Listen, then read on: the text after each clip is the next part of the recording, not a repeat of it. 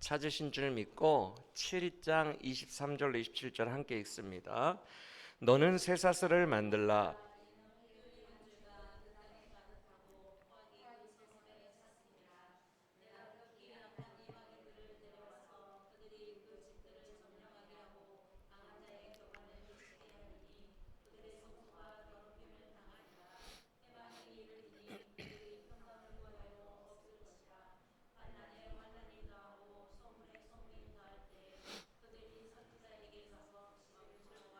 헛될 것이며 제사장에게는 율법이 없어질 것이요 장로에게는 책략이 없어질 것이며 왕은 애통하고 고관은 놀람을 옷 입듯하며 주민의 손은 떨리리라. 내가 그 행위대로 그들에게 갚고 그 죄악대로 그들을 심판하리니 내가 여호와인 줄을 그들이 알리라. 아멘. 오늘 우리에게 주신 말씀도 주님의 살아계신 말씀이 되기를 축복합니다. 오늘은 지난 시간에 이어서 7장의 나머지 부분을 살펴보도록 하겠습니다. 지난 시간에 우리는 매사 우리가 짓고 있는 여러 분야의 죄들이 있잖아요. 우리가 막 한두 개 분야의 죄만 짓습니까? 우리의 마음에 각종 더러운 생각들이 많잖아요. 그 죄의 모든 분야마다 각각 끝날이 있다라고 말씀을 배웠습니다. 그 끝날은 반드시 오고 그 죄의 끝날은 오게 되면 너무 고통스러울 수도 있으니까 끝날이 오기 전에 회개하고 주님께로 돌아가야 된다라고 우리가 지난 시간에 말씀을 배웠습니다. 기억나십니까? 그러면서 지난 시간에 어떤 예화를 들었어요. 지난 시간에 이어서 오늘도 그 예화를 쓰려고 하니까 참 어이없는 예화를 제가 들었더라고요. 이걸 또 써야 되나? 참 지금 일주일 지나서 돌아보니까 예화가 너무 별로다라는 생각이 들었는데 뭐 어떻게 하겠어요? 지난 주일에 우리의 기억을 다시 이어오려면 같은 예화를 써야겠죠? 화투 치는 성도 이야기 기억나십니까? 그래. 예배 드리러 와서도 주님 하루만 더 칠게요. 오늘 밤 하루만 더 칠게요. 하면서 그 화투를 끊지를 못해요. 왜 그래요? 끝날이 안 올 줄 알아서 그래요. 그 각각의 죄의 분야에 끝날이 있다는 것을 모르고 은혜의 하나님이 계속 참아주시겠지 하며 하루만 더 칠게요. 오늘 하루만 더 칠게요. 그런데 그 끝날이 와요. 우리가 그때와 시기를 모를 뿐이에요. 끝날은 반드시 와요. 근데 그 예화의 끝날을 제가 어떻게 이야기를 구성했어요? 불법 도박 하우스에서 화투 치고 있는데 경찰이 불시에 검거해 가는 걸로 예를 들었죠. 기억나십니까? 갑자기 들이닥쳐서 연행해 가는 거예요. 그때 그 성도가 무슨 생각을 할까? 만약 정신 못 차렸다면 두 가지 생각을 할 겁니다. 첫째, 사랑의 하나님이 나에게 왜 이렇게 행하실까? 이렇게까지 하셔야 했나? 이런 생각을 할 거예요.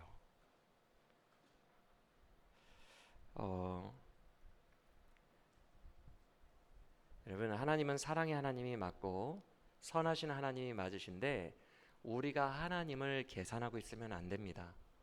우리의 생각보다는 크신 분이에요. 맞습니까? 하나님은 절대 이건 안 돼라고 우리가 함부로 제한을 둘 수는 없는 분이에요. 그렇죠? 하나님은 거대하시기 때문에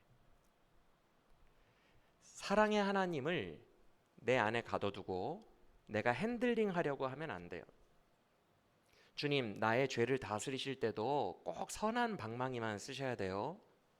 너무 세게 때리면 안 돼요. 나 아프잖아요. 아버지잖아요. 이것도 제한해 놓는 거예요. 왜냐하면 내가 제한해 놓으면 그 안에 안주할 수 있어요. 나의 성 안에. 하나님은 거대하시기 때문에 우리의 헤아림으로 헤아릴 수가 없다는 것을 기억하시길 바랍니다. 그런데 이 사람이 하나님, 사랑의 하나님이 왜 경찰의 연행까지 내 인생 이제 어떻게 하시려고요? 나 이제 어떻게 하라고요? 얼마든지 나에게 그런 인생의 매와 사람의 징계로 징계하실 수 있다는 것을 우리는 모르는 거예요. 염두에 두어야 돼요. 오늘 본문 우리가 읽은 24절을 보시면 하나님이 자기 백성을 심판하실 때 누구를 도구로 쓰셨다고 말씀합니까? 저는 이 부분을 보고 참 많이 놀랐어요. 24절에 하나님이 누구를 도구로 쓰셔서 자기 사랑하는 자녀들을 때리시겠대요? 극히 악한 이방인들이래요. 왜 이게 저에게 충격이 되었냐면 저조차도 사랑의 하나님이 설마 이렇게까지 악한 방법을 쓰시겠느냐라는 제한을 가지고 있었기 때문에 주님의 이 말씀 액면 그대로를 읽자 제가 많이 놀랐어요. 당황했어요. 지극히 악한 이방인들을 데려와서 내가 너를 망하게 할 거다. 여러분들 이게 믿겨지십니까? 우리가 믿는 선하신 하나님이 우리의 각 죄의 분야를 끝내시는 방법이 이럴 수도 있다는 게 믿어지십니까? 여러분들도 놀랍고 당황스러우시죠? 듣고 보니까 그렇죠? 예를 들어서 여러분 한번 상상해보세요. 저는 이거 보고 상상했어요. 여러분 이 세상에는 진짜 악인들이 많아요. 여러분들 물고 늘어지면 스트레스로 머리털 다 빠지고 끊임없는 소송전에 시달리며 가정 다 파괴될 정도로 여러분들 질기게 물고 늘어지는 악인들 정말 많거든요. 그 악인이 여러분을 올감했다고 생각해 보세요. 지금 그 얘기거든요. 극히 악한 이방인을 들어 너를 칠 거다. 사랑하는 자녀들을 보호해 주셔야 되잖아요. 그런 엄청난 악인들로부터. 근데 그들을 들어서 나를 칠 수도 있대요. 여러분 이게 믿겨지십니까? 아니 세상에나 이런 극한의 악인까지 사용하셔서 나를 친다고? 하나님의 자녀인 나를 매를 때리신다고? 주님 선하신데 어떻게 나를 이런 악인에게 사로잡히게 하십니까? 주님이 남유다에 이런 극한 악인을 써서 옴짝달싹 못하게 협박하고 막 딱 잡고 절대 못 나가게 스스로 생을 마감할 생각까지 할 정도로 악인들이 꽉 묶거든요. 요새 뉴스에 나오는 악인들 보세요. 누구를 가뒀다, 어떤 애기를 뭐 했다. 그 악인들 얼마나 악한지 보세요. 그렇게 꽉 가둬두면 생을 포기하고 싶게 만들거든요. 정말 질긴 악인들은. 그 악인까지 붙이시나 하나님. 그러면 우리 멘붕 오지 않겠냐고요. 우리 기독교인들. 나한테 왜 이렇게 힘들게 하세요? 근데 하나님이 그 정도의 악인까지 붙이시는 이유는 딱 하나예요, 여러분. 다른 곳을 의지하지 못하고 그 구덩이 속에서 하나님만 바라보게 하려고. 여러분, 주님이 매를 때리실 때는 도망갈 구멍이 없습니다. 정말 무서워요. 저는 살면서 한 몇 대 맞아봤어요. 주님이 매를 때리시면 진짜 무서워요. 이쪽으로도 맞고 법으로도 맞고 친척 친지들도 맞고 친구도 맞고 상황도 맞고 다 막아버려요.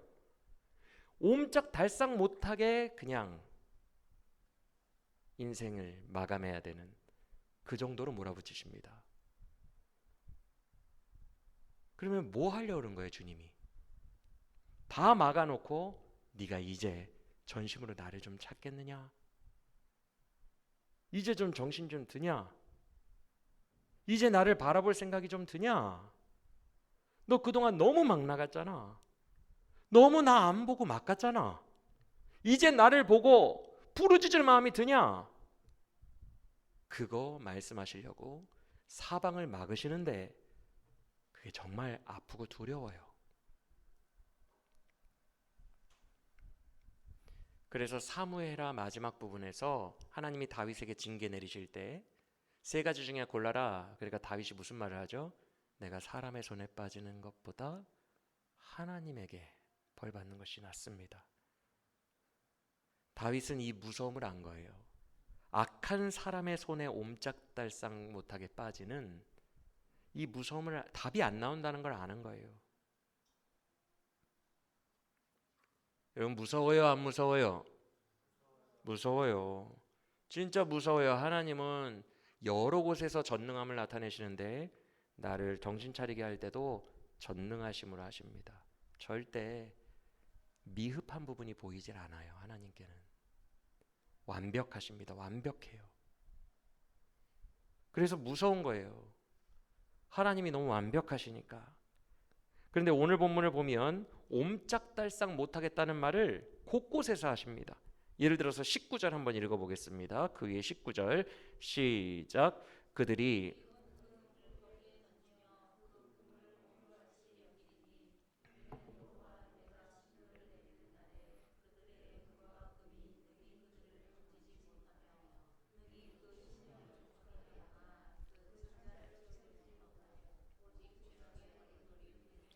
이게 무슨 말씀입니까? 그날에 너희가 의지하는 돈이 너희를 건지지 못할 거다. 돈조차 내가 너희를 못 구하도록 막아버려서 너희가 그날에는 에이 쓸데없다 그러면서 은과 금을 거리에 내던지게 될 것이다. 이게 무슨 말이에요? 이쪽 분야를 막아버리시겠다는 거예요. 맞습니까? 진짜 지혜로우세요. 하나님은 옴짝달싹을 못하게 만들어요. 모든 루트를 차단해 버리시겠다는 거예요. 하나님 외에는 구원이 없는 방향으로 설정을 하시겠다는 거예요. 26절도 한번 읽어볼까요? 같은 말씀인데 저는 이게 더 무서워요. 26절 시작.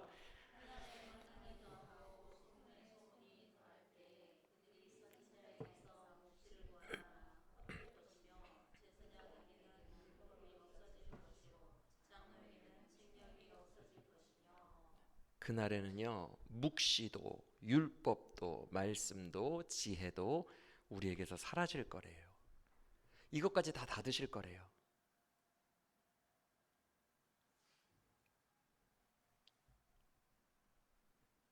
여러분 이럴 때는 방법 없습니다. 기도의 본질이 무엇입니까? 부르짖는 거거든요. 기도의 본질은 주님이 필요하다고 부르짖는 거예요. 있는 모습 그대로 주님 도와달라고, 난 주님이 필요하다고, 잘못했다고 주님께 부르짖는 거예요. 이럴 때는 방법 없습니다. 말씀도 다 닫아버리십니다. 내 삶에 기억나는 말씀도 없고요. 붙들고 살아야 하는 말씀도 없어요. 내가 멍하게 살아가는 것 같아요. 멍하게. 그럴 때는 부르짖는 것밖에 없어요. 부르짖어야 돼요. 아까 불렀던 찬양처럼 의에 줄이고 목이 마르니 성령의 기름을 부어주시고 나를 채워달라고 부르짖어야 돼요. 우리에게 언제나 이 기도가 회복되기를 간절히 원합니다. 그리고 하나님 왜 꽉 막게 하신다 그랬어요? 하나님만 오로지 보게 하려고. 그 방법 외에는 우상에 빠져가지고 막 정신없이 애기처럼 달려가는 죽음의 길로 달려가는 우리를, 자녀들을 돌이킬 방법이 없기 때문에 하나님이 그렇게 하시는 거예요.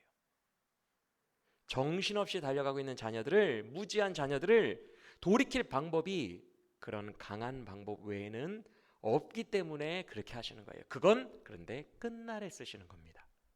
모든 죄의 분야의 끝날에 항상 쓰시는 게 아니고. 이해가 되십니까? 그러면 아까 검거됐어요. 연행됐어. 그 하우스 도박한 사람이 연행됐어. 성도가. 그래서 경찰차에 탔어요. 제가 아까 그랬어요. 이 사람이 정신 못 차렸다면 두 가지의 생각을 할 겁니다. 경찰차에서. 첫째, 사랑의 하나님이 날 왜 이렇게까지? 사랑의 하나님이라면 나한테 오늘 경찰 뜬다 라는 음성을 화투치고 있을 때 주셔야 되는 거 아닙니까? 그러면 내가 그 음성 듣고 아이고 주님, 어우 죄송합니다, 죄송합니다, 어우 큰일 날 뻔했네, 어우 주님 살아계시네요, 내가 이렇게 착하게 정신 차릴 거 아닙니까? 근데 왜 이렇게까지? 이게 첫 번째 착각이고요. 그 사람이 정신 못 차렸다면 두 번째로 이런 생각을 할 겁니다. 지난 시간에 배웠어요. 싹싹 빌 거예요. 근데 이게 어떤 식으로 빈다 그랬어요? 당장에 불이 꺼 환경이 두려워서 이런 식으로 비는 거예요. 하나님 죄송해요, 죄송해요. 진짜 잘못했어요. 감옥만 가지 않게 해주세요. 가족들이랑 사람들에게 걸리지만 않게 해주세요, 주님. 정신 못 차렸다는 증거입니다. 상황이 두려운 거예요, 상황이. 다시는 안 그럴게요, 주님. 물론 이런 두려움들이 하나님을 전심으로 찾게 하는 주님의 선한 자극제가 될 수도 있어요. 주님은 그렇게 일부러 그런 전심의 마음을 끌어내시려고 우리를 사면 초가에 두시는 거예요. 맞아요. 이런 마음 또한 부르짖게 하는 중요한 동기일 수 있어요. 하지만 우리가 지난 시간에 살펴본 것처럼 이거는 진정한 회개예요, 회개가 아니에요. 아니에요. 그저 최악의 상황과 내가 앞으로 맞이하게 될 감옥 갈 그 고통을 그걸 감당할 수가 없어서 두려워하는 거예요. 이건 진정한 회개가 아니에요. 그냥 상황이 두려운 거예요. 되게 단편적인 거예요. 1차원적인 거예요. 고통받으면 아파. 그러니까 싫어. 되게 단순한 거거든요. 여러분, 이렇게 단순한 1차원적인 건 영적인 게 절대 아닙니다. 영적인 건 깊이가 있는 거예요. 1차원적인 것은 영적이라고 하지 않아요. 육적이라고 합니다. 맞습니까? 바울이 맨날 말하잖아요. 육적, 영적. 기억나시면 아멘. 육적인 것은 편한 길을 따라가는 거예요. 1차원적이에요. 저 길에 고통이 있어. 아파. 주님 가기 싫어요. 도와주세요. 이건 영성이라고 할 수 없는 거예요. 영성은 단편적이지 않고 깊이 있는 거다. 하나님 때문에 그 앞에 아픔과 고통이 있어도 감수하는 걸 영적이라고 합니다. 할렐루야. 1차원적으로 반응하지 않는 거예요. 어머 저 앞에 가시나무 있어. 아프니까 안 가. 깊이가 없는 거예요. 반면에 깊이가 있는 사람은 그곳에 가시나무가 있을지라도 주님이 가라 하시면 가야 되면 가는 거예요. 할렐루야. 가야 할 가치가 있으면 가는 것, 하나님이 그곳에 계시다면 갈 수밖에 없는 것, 그게 영적인 거예요. 즉 편안함 중심으로 움직이는 것이 아니라 가치 중심으로 움직인다는 거예요. 따라합시다. 편안함 중심으로 움직이는 것이 아니라 가치 중심으로 살아갑니다. 어떤 사람이 그렇게 산다고요? 영적인 사람이, 깊이 있는 사람이. 여러분, 우리 모두는 진정한 가치를 추구하는 영적인 사람들이 되어야 합니다. 내 육신이 원하는 것을 추구하고 살면 안 돼요. 내 육신을 따라 살면요, 자꾸 편한 길을 가게 됩니다. 이건 어쩔 수가 없더라고요. 진짜 영성이나 일반 삶이나 똑같더라고요. 점점 더 하기 싫어지더라고요. 육신 편한 길로 가면 계속 편한 것만 추구하게 돼요. 주일 예배도 가기 싫다. 가지 말자. 점점 타락합니다. 요새 우리가 새벽기도 때 고 정필도 목사님 말씀을 듣고 있는데, 정필도 목사님이 그 말씀을 하셨어요. 육신을 따라가면 타락하게 됩니다. 이건 어쩔 수 없는 거예요. 육신을 따라간다는 것은 편한 길만 찾는 게, 달콤한 것만 찾는 게 습관적으로 돼 있는 상태를 말합니다. 그런데 아이러니한 것은 편한 길을 추구하려고 육신을 따라 살다 보면 그 길 끝에 더 고생길이 열리게 돼요. 육신의 길을 따라가다 보면 편한 길을 걸어가려고 했는데 더 고통이 와요. 맞습니까? 엄청난 후회가 몰려오는 길을 가요. 우리 샛별팥죽 권사님 집사님 늘 여름에도 땀 뻘뻘 흘리면서 장사하시느라 고생이 많으십니다. 근데 우리 두 분은 사회생활 고수시니까 아실 거예요. 오늘은 여기가 막 오그라지고 막 펴지지도 않아. 너무 아파가지고. 어제 일을 너무 많이 해가지고. 그래도 편하게 살고 싶어서 오늘 일을 안 하고 논다. 여보, 오늘은 문 닫아 불지 그냥. 힘든데. 오늘은 문 늦게 열어 불자. 힘든데. 오늘은 그냥 3시에 문 닫아 버리자. 힘든데 이렇게 살면 결국 어떻게 된다는 것을 알죠. 오늘을 편하게 살면 결국 엄청난 뒷감당의 파도가 훗날 나에게 후회로 몰려온다는 걸 알죠. 오늘 편한 길이 훗날에 엄청난 고통과 고생으로 찾아온다는 걸 아시죠? 똑같은 거예요. 영성도 똑같은 거예요.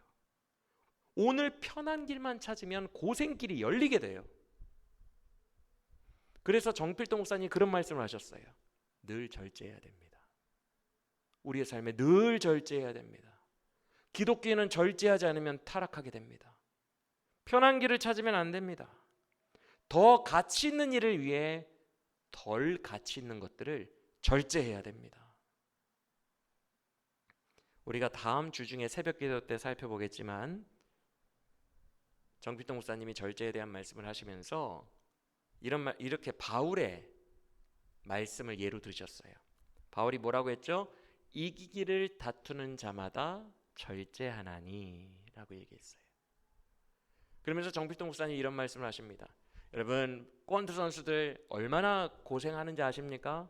체중을 감량해야 되기 때문에 먹지도 못하고 체중은 감량하고 수분도 제대로 못 먹고 수분까지 빼면서 훈련은 강도 있게 합니다. 이기기 원해서 그러는 거예요. 이기기를 원하는 자마다 자기를 절제한다 그랬어요. 기독교인이 절제가 안 되면 타락하게 되고 삶의 승리가 없습니다. 기독교인은 절제해야 승리가 찾아옵니다. 이기기를 원하는 자마다 절제한다고 했습니다. 육신이 그대로 가도록 놔두지 마십시오. 편한 길을 가도록 놔두지 마십시오. 기독교인이 정말 당신이 승리하기를 원한다면 운동선수처럼 바울이 말한 것처럼 살아야 합니다. 할렐루야. 그래서 정말 중요한 것은 가치의 문제인 것 같아요. 복싱 선수는 승리하는 게 더 가치 있죠, 그렇죠? 그러니까 그 고된 것을 참아내잖아요, 그렇죠? 우리 기독교인들도 영적 승리를 원하신다면 우리의 가정이 바뀌고 우리의 교회가 바뀌고 진짜 영적 승리를 원한다면 우리가 운동선수처럼 해야 돼요. 이기기를 원하는 자마다 절제하나니 소망을 가진 자마다 자기를 깨끗하게 하나니. 이기기를 원하니까 절제하는 거고 소망을 가지고 있으니까 나를 깨끗하게 하는 거예요. 할렐루야. 목표가 있는 거거든요. 가치가 있고 꿈이 있는 거예요. 목표가 있으니까 열심히 하는 거예요. 맞습니까? 그래서 진짜 중요한 건 목표가 있냐 가치가 있냐의 문제인 것 같아요. 그 주님이 내 삶에 얼마나 소중한지, 내 삶에 주님밖에 없는지 그 가치가 제일 중요한 거예요. 주님은 오늘 우리에게 말씀하실 때 1차원적으로 말씀하시지 않으세요. 산술적으로 얘들아 생각해봐, 천국이 저렇게 좋은데 천국 저렇게 좋은 걸 내가 이미 줬으니 이 땅 별로 안 좋은 걸 포기해라, 이렇게 산술적인 걸로 우리에게 말씀하지 않으십니다. 오늘 이 밤에 우리에게 말씀하십니다. 왜 네 마음에는 나를 향한 꿈이 없느냐? 왜 나를 향한 열정과 사랑이 없느냐? 왜 분명한 목표가 없느냐? 목표와 꿈과 열정이 있다면 너를 절제할 것 아니냐? 네가 정말 승리하기 원한다면 절제할 거 아니냐? 지금 네 마음에 왜 나를 향한 사랑이 없냐? 꿈이 없냐? 목표가 없냐? 이렇게 말씀하시는 거예요. 여러분, 주를 향한 이 사랑이 우리로 하여금 편하지 않은 길도 가게 하는 의지력을 준다는 것을 믿으시길 바랍니다. 여러분, 복싱 선수가 편한 길만 가면 어떻게 이겨요? 그렇죠? 편한 길만 가면 어떻게 이깁니까? 우리는 목표가 있기 때문에 편한 길을 가지 않는 거예요. 그래서 이런 영적 목표, 주를 사랑하는 마음이 있는 사람은 편한 길을 넘어서는 깊이, 그 깊은 영성을 가지게 되는 거예요. 그래서 육적인 1차원적인 사람들은 편한 것을 쫓아가는 반면에 더 깊이가 있는 영적인 사람들은 가치가 있는 길을 쫓아가는 거예요. 할렐루야. 여러분, 우리가 예배 때 성경 말씀을 듣는 이유가 뭐예요? 먼저는 이 예배를 통하여, 말씀을 통하여 은혜로 우리의 마음을 채우시고 하나님 사랑하는 마음을 감동시켜주기 위하여 우리에게 말씀하시고 예배드리게 하는 거예요. 할렐루야. 예배 때마다 하나님이 주시는 은혜가 우리를 가득 채우기를 예수님의 이름으로 간절히 축원합니다. 세상이 줄 수 없는 은혜가 채워져야, 은혜를 하나님이 주셔야 우리도 그 은혜에 합당하게 반응하여 주를 더 사랑하고 더 결단할 수 있는 거예요. 때로는 우상을 쫓아가고 세상을 쫓아가려 했다가 그 은혜에 감격하여 내가 돌아갈 본향이신 아버지께로 방향이 다시 바뀔 수 있는 것입니다. 할렐루야. 은혜가 채워져서 주님을 더욱 사랑하게 되는 우리 교회와 우리 모두가 되기를 원합니다. 그리고 두 번째 이유가 가치에 대한 깨달음을 주시기 위해서 말씀하시는 거예요. 이 땅을 살아가면서 뭐가 진짜 가치 있는 거냐, 이것을 자꾸 깨닫게 하시기 위하여 우리에게 말씀을 주시는 거거든요. 여러분, 제일 가치 있는 게 뭐예요? 하나님을 사랑하고 하나님께 쓰임받는 삶을 사는 것이 가장 가치 있는 삶입니다. 할렐루야. 그 말씀을 우리에게 계속 주지시켜 주시는 거예요. 우리가 주일 설교 때 배우고 있는 것처럼 주를 위하여 살 때 가장 행복한 거예요. 그게 제일 가치 있는 거예요. 근데 안타깝게도 이스라엘 백성들이 이 가치를 잃어버렸죠. 신명기 6장에서 주님이 뭐라고 하십니까? 너는 마음을 다하고 뜻을 다하고 힘을 다하여 내 하나님 여호와를 사랑하라, 이렇게 말씀하신 후에 바로 다음에 8장에서 뭐라고 하시냐면, 그러나 너희가 가나안 땅에 들어가서 편안하게 살게 될 때부터 너희는 나를 잊게 될 거야 라고 말씀하십니다. 너희는 모든 것을 다하여 나를 사랑하라. 그러나 편안하게 살 때부터 나를 잊게 될 거야. 그리고 그들은 정말로 1차원적인 존재로 전락해버리고 맙니다. 하나님을 사랑하는 진짜 가치를 잃어버려요. 말씀이 계속 강조하는 하나님을 사랑하며 하나님의 뜻 길을 걸어가며 하나님의 뜻대로 살아라, 이것을 계속 잃어버리는 거예요. 편한 것만 추구하는 자들로 바뀌었어요. 그러면 여러분, 우리의 삶에는 이 영적 가치가 지금 살아 있습니까? 저와 여러분의 삶에는 이 영적 가치가 지금 살아 있습니까? 내가 불편해도 원수를 사랑하고, 내가 불편해도 순종하고, 나는 불편해도 주님이 있으라는 곳에 가고 그곳에 머뭅니까? 나는 불편해도 주님을 위해, 주의 나라를 위해 헌신하면서 살아갑니까? 아니면 주를 사랑하는 나의 마음이 점점 식어서 더 편한 자리가 어디다냐 계산하고 편한 길만 연구하며 그 길만을 추구하며 살아갑니까? 여러분, 이스라엘 백성들이 출애굽할 때 어땠어요? 광야의 불편함과 가나안 땅 점령 전쟁 같이 불편한 거 싫고 고생하는 거 싫고 그냥 다시 애굽으로 돌아가서 노예로 살더라도 편히 사는 게 좋다, 이렇게 말했거든요. 다시, 이스라엘 백성들이 출애굽했을 때 입버릇처럼 말했던 게 뭐냐면 애굽으로 돌아간다 그랬어요. 그 노예 생활이거든요. 그런데 광야라는 이 불편한 곳, 여기는 하루만 해도 죽을 수 있는 곳이거든요. 노예로 살면 안 죽어요 일단. 근데 광야의 불편한 거, 고생하는 거, 가나안 땅 점령 전쟁해야 되는 거, 이런 거 다 싫고 애굽으로 돌아가서 다시 편하게 노예 생활할래, 이렇게 얘기를 했어요. 우리가 볼 때는 이 말이 어때요? 바보 같죠? 그렇죠? 맞습니까? 마치 아까 말씀드렸던 것처럼 장사하는 사람이 아우 일 안 해, 아우 너무 일하는 거 고생스러워, 아우 허리가 끊어질 것 같아, 안 해. 얼마나 바보 같아요. 아까도 말씀드렸지만 그 일을 안 한 대가는 몇 날이 못 돼요. 부메랑처럼 큰 고통으로 돌아올 건데 안 해. 바보 같죠? 애굽으로 간다는 게 똑같은 말이에요. 에이 운동 안 해. 운동할 때마다 30분 지나면서부터 너무 힘들어, 근육이 아파. 아우 안 해. 나는 편한 소파에 앉아서 감자칩 먹고 초콜릿 먹을 거야. 그러면 금방 200kg가 되고 300kg로 불어나겠죠. 건강하지 못한 사람이 되겠죠. 그렇죠? 그런데 애굽으로 돌아갈 거야 라는 말이 우리가 볼 때는 이렇게 미련한 말이라고요. 그런데 우리의 신앙이 이래요. 하나님을 사랑하는 마음과 하나님이 나의 최우선 가치라는 가치가 상실되면 우리도 이렇게 1차원적인 사람이 돼요.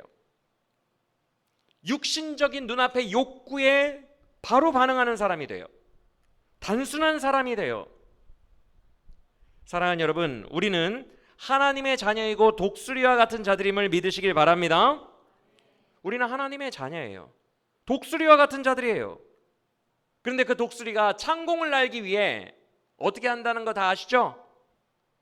엄마 독수리가 어떻게 해요? 일부러 애기 독수리를 절벽에서 수백 번씩 떨어뜨립니다. 신앙인의 인생이 이럴 수 있어요. 매일매일 죽을 것 같은 두려움과 고통을 경험할 수 있어요. 수백 번씩 떨어뜨려요. 근데 그게 우리 아버지가 하시는 일이에요. 왜? 그렇게 떨어져 봐야 바람이 독수리의 날개를 밀어서 바람을 타고 올라가는 법을 느끼게 돼요. 맞습니까? 안 떨어져 보면 이걸 못 느낍니다. 떨어지면서 그 연약한 날개로 바둥바둥 해봐야 바람이 불어올 때 어떤 모양을 하면 쫙 창공으로 날아 올라가는지를 안다고요. 주님께서 우리를 떨어뜨리시는 이유도 무너지고 주저앉아 있으라는 게 아니라 그 무너진 자리 같은 데에, 떨어지는 자리 같은 때에 성령의 바람을 타고 날아오르는 법을 알게 하려고 그러는 거예요. 근데 그 길 자체를 안 가버린다, 아예 떨어지지 않는다, 무서워서. 그래서 성령의 바람을 탈 기회도 없는 거예요. 연약한 온실 속에 식물이 되어 죽어가는 겁니다. 그 고통의 자리를 거부하면 안 돼요. 거기에 성령의 바람이 불고 있어요. 그 절벽 아래에. 할렐루야. 믿으시길 바랍니다. 이게 신자들의 정체성이에요. 신자들은 두렵고 무섭고 떨려도, 고통스러워도 그 절벽을 주님이 내려가게 하실 때에 애초에 독수리로 태어났기 때문에 창공을 날아야 됩니다. 그런데 신자가 독수리로 하나님이 태어났는데 닭처럼 살 때가 있어요. 닭은 창공을 날지도 못하고 하늘도 안 봐요. 오직 어디만 봐요? 닭은 땅만 봐요. 땅만. 되게 1차원적이에요. 여기 벌레 있다. 그 벌레가 뭐가 그렇게 좋다고? 여기 벌레 있다. 여기 벌레 있다. 되게 1차원적이고 본능적이에요. 땅만 보고 땅만 바라보고 땅만 콕콕 찍어 먹으면서 살아요. 독수리로 창조하셨는데 독수리와 같은 하나님의 자녀들이 편한 길을 따라가다 보면 닭처럼 벌레만 콕콕 찌어 먹고 있다는 거예요. 날아올라야 되는데, 그곳에 참된 가치가 있는데, 그 가치가 우리의 삶을 이끌어야 되는데 우리는 지금 땅만 보면서 살아가고 있지는 않느냐는 거예요. 1차원적으로 너무 단순하게 반응하며, 그리고 더 무서운 것은 그렇게 닭처럼 살아가면서 독수리가 닭처럼 살아가면서 아우 너무 편해, 만족하기 시작하면 대책이 없는 거예요.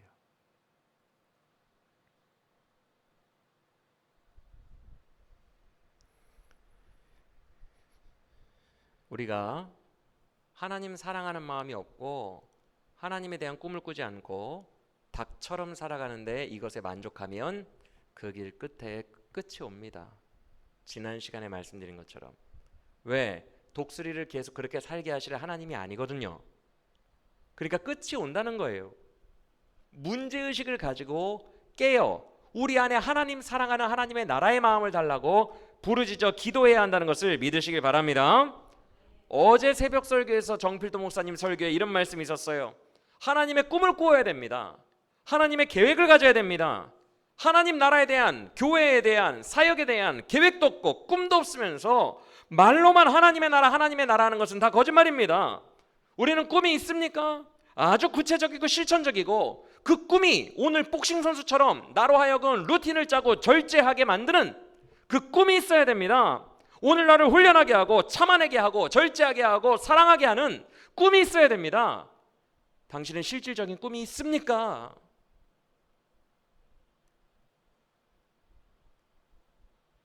여러분, 우리는 꿈이 있습니까?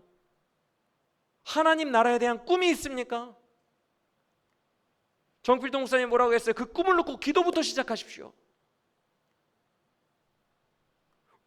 꿈이 없다면 우리는 왜 없는 거죠? 내 마음이 하나님 나라에 관심이 없기 때문에 그래요. 하나님을 사랑하는 마음이 없고 하나님 나라에 관심이 없고 이 땅만 바라본 지가 오래되어서 그래요. 육신의 관성대로 흘러와서 그래요. 닭과 같이 되었기 때문에 그렇습니다. 이 땅의 편한 길만 계속 선택하며 육적인 사람이 되어 무조건 힘든 길은 피해가고 절벽에서 떨어지지 않고 편하게 살아보자는 주의로 살아왔기 때문에 그런 거예요. 여러분, 제가 날이 갈수록 지금 저 에스겔 강의 전혀 안 하고 있죠. 일부러 이렇게 좀 하려고요. 제 옛날 설교 스타일을 버리고 당분간은 이렇게 할 겁니다. 왜? 정필도 목사님을 좀 닮고 싶어요. 발가락이라도. 제가 그분을 너무 존경하고 닮고 싶어지는 이유가 있는데 마음이 너무 순전해요. 너무 멋있어요. 어린아이 같이 깨끗해요. 순전해요. 당연히 하나님 사랑해야지. 당연히 하나님이 나의 전부지. 이렇게 말씀하시는데 우리는 좀 연산의 과정을 거치잖아요. 수학을. 요러니까 그래, 하나님 사랑해야지. 이런데 그냥 너무 순전해서 연산의 과정이 없이 당연히 주님 사랑해야지. 바로바로 나와요. 그렇게 순전하신 분을 정말 닮고 싶어요. 하나님이 기뻐하시는 분. 그런데 그 목사님이 고등학교 2학년 때 죽고 싶으셨대요. 그 이유가 삶도 너무 힘들고 아버지 없이 자랐으니까 삶도 너무 힘들었던 것도 있었지만 이 세상이 너무 죄 많은 세상인 걸 느꼈대요. 고등학교 2학년 때. 그래서 이 죄 많은 세상에서 단순히 생존하려고 돈 벌면서 치열하게 목숨을 연명하면서 사는 게 너무 허무했대요. 내가 왜 그렇게 살아야 되지? 나는 살려면 가치 있는 삶을 살고 싶다는 생각을 했대요. 그냥 생존을 위해 돈 버는 삶을 뛰어넘은 가치 있는 삶을 살지 않으면 이렇게 죽어가는 이런 죄 많은 세상에서 아둥바둥 살고 싶지가 않았대요. 그래서 고2 때 빨리 죽고 싶었대요. 천국에 가고 싶었대요. 근데 자살을 하자니 그거는 죄악이에요, 아니에요? 그러니까 이분이 선택한 게 금식을 하기로 했대요. 굶어 죽자. 금식 기도하다 죽으면 자살이에요, 아니에요? 또 선한 데는 지혜롭고 악한 데는 미련해요, 이분이. 예, 악할 때는 엄청 어린아이처럼 미련한데 선한 거는 하여튼 지혜로워요. 그래서 금식해서 죽자. 근데 한 3일을 금식하니까 배만 엄청 고프고 죽을 생각을 안 하더래, 몸이. 배만 엄청 고프고. 그래서 곰곰이 생각해보니까 고등학교 2학년 여름방학은 30일인데 유명한 목사님들 얘기 들어보니까 40일씩도 해도 안 죽어, 목사님들이. 내 방학은 30일인데 그럼 나도 이거 방학 내내 배 고르면서 이렇게 해봐야 목표인 죽음을 이루지 못하겠네, 이런 생각이 든 거예요. 그래서 3일째 밤에 그러면 내 힘을 다 빼고 그냥 날 죽여달라고 부르짖으면서 기도하자. 그래서 그날 밤에 막 부르짖어서 기도했어요. 다음 주 설교 중에 기도하면 여러분들 은혜도 체험하고 주님도 만나고 여러 가지를 경험하게 됩니다. 이런 말씀을 하세요. 근데 이분이 신비주의 뭐 이런 것들을 다 떠나서 정말 순수하게 기도하고 인생 속에서 주님을 만난 경험이 있는 분이에요. 고2 때 야, 나 죽여주세요 하고 막 이렇게 기도를 부르짖어서 이제 죽을 각오로, 힘들어서 죽으려고 막 기도를 하고 있는데 주님이 옆에 나타나셨대요. 그래서 너는 이미 죽었다. 이제는 날 위해 살아줄 수 없겠니? 이제는 날 위해 살아줄 수 없겠니? 그 말씀을 3번 하셨대요. 그리고 목사님이 그날 이후로 이제는 주를 위해 살겠습니다. 인생의 목표와 가치를 순전하고 맑게 분명하게 정한 거예요. 오직 주를 위해 사는 걸로. 그리고 더 위대한 건 소천하셨죠? 돌아가실 때까지 그게 정신이 변하지 않았다는 거예요. 진짜 최고로 멋있어요. 돌아가실 때까지 타락하지 않았다는 거예요. 끝까지 그걸 지키셨어요. 그 소원과 꿈을. 너무너무 귀하죠? 우리 모두가 정필도 목사님 닮기를 원합니다. 우리가 주를 위해 사는 가치가 회복돼야 돼요, 여러분. 주를 사랑하는 우리의 마음이 회복되어야 합니다. 우리는 독수리와 같은 자들입니다. 아버지를 붙들고 창공을 날아올라야 합니다. 우리는 이대로 계속 살 수 없습니다, 여러분. 할렐루야. 제가 이 설교를 준비하는데 톡으로 집사람이 찬양 하나를 보내줬어요. 그래서 설교를 준비하다가 그 찬양을 듣고 은혜를 받았어요. 마커스의 주만 의지에, 혹시 아시는 분들도 있을 거예요. 그 찬양을 유튜브로 보고 은혜를 받아서 사람들 다 은혜 받았나? 그래서 댓글을 보게 되잖아요. 그런데 마커스는 10대가 되게 많더라고요. 저 처음 봤어요, 그 댓글을. 14살, 16살, 19살 애들이 이만큼씩 자기의 삶의 어려움을 적어놔요. 너무 귀했어요. 일개 찬양팀의 댓글 속에 진지한 삶의 고백들, 자기 교회 목사님과 전도사님들, 엄마 아빠에게도 할 수 없는 그 마음속 깊은 청소년들의 고백이 거기 댓글에 있더라고요. 19살짜리 어머니가 돌아가셨어요. 하나님이 내 삶에 어떤 계획을 가지고 계신지 모르겠어요. 그 밑에 위로의 댓글, 저는 14살 때 아빠가 개척교회 목사였는데 돌아가셨어요. 16살, 이런 아이들이 고통 속에서 울부짖으며 해답을 찾지 못해 그곳에 댓글을 써놓고 있어요. 그 댓글을 보는데, 민우가 네가 해야 될 일들이 너무 많은데 너 언제까지 그러고 있을래? 너 언제 창공을 날아오르며 그 갈급한 너희 교인들을 포함한 모든 교우들에게 언제 생명을 전할래?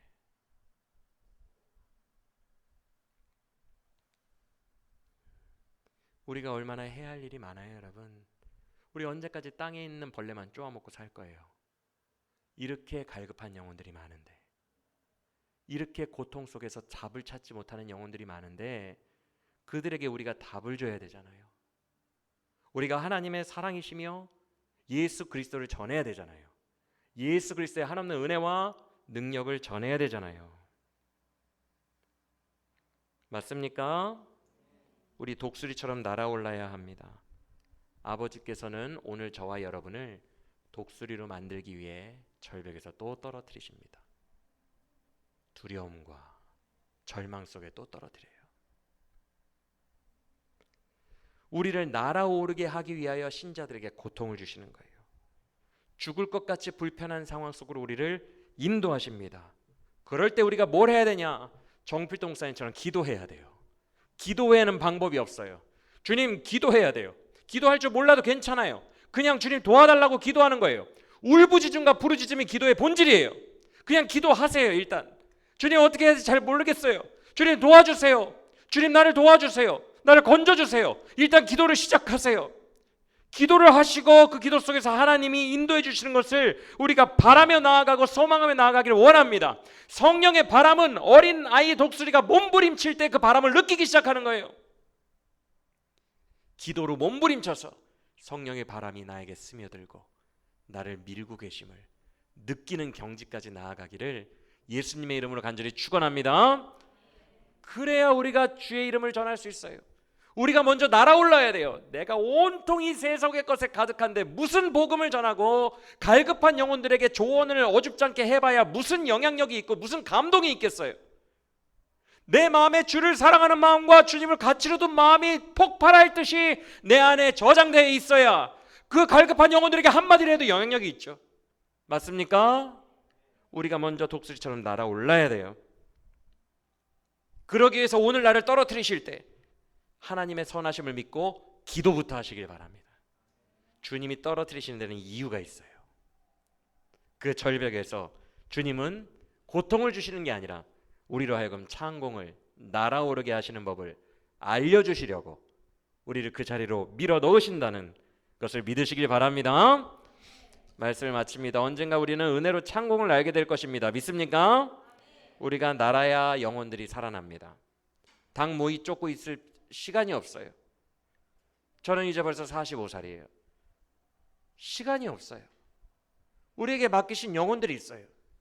울부짖고 죽어가는 영혼들이 있어요. 그 영혼들 다 살려야 돼요. 정필도 목사님처럼.